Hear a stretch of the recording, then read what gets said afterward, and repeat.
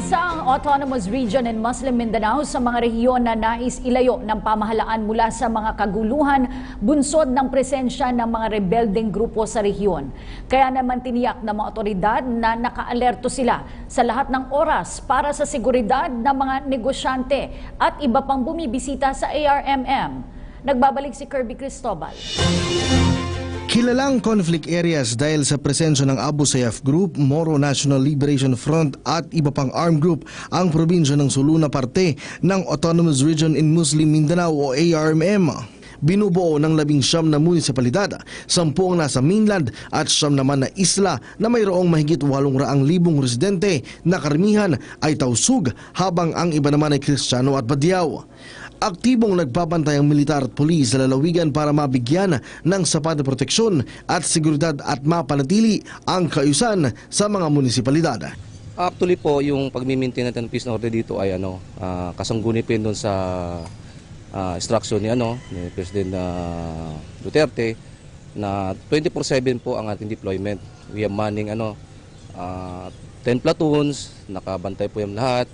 Tapos meron po kaming 17 na MPS which is na talagang nagre-respond sa need ng community rito po.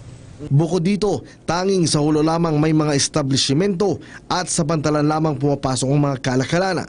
Kaya't pagtitiyak ng mga otoridad, nakatutok sila sa mga negosyante at iba pang mga tao na pumapasok sa probinsya para hindi magkaroon ng aberya ang pagbisita ng mga ito.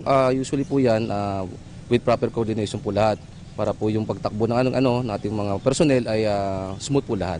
Wala pong sablay po lahat. Imbis po sa mga VIP natin, tapos pang mga stakeholder, nakikita po na dito po sa hulo ay smooth ang takbo ng PNP natin. At the same time, with the coordination with the counterpart sa AFP po.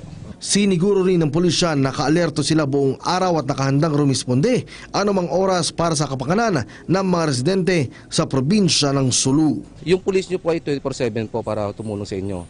Anything po na pwede nyong itulong sa amin through information, especially po sa campaign natin drugs, we're ready to help and to lend our personnel para kung ano mo yung magiging problema ay mabibigyan namin solusyon kagad po. Sa mga tropa na nandito rin ngayon which is na talagang devoted sa pagbigay ng serbisyo, through the help ng stakeholder din, binubuo namin isang organisasyon para bigyan ng Sulu Province ng magandang serbisyo po. Para sa PTV News, Kirby Cristobal.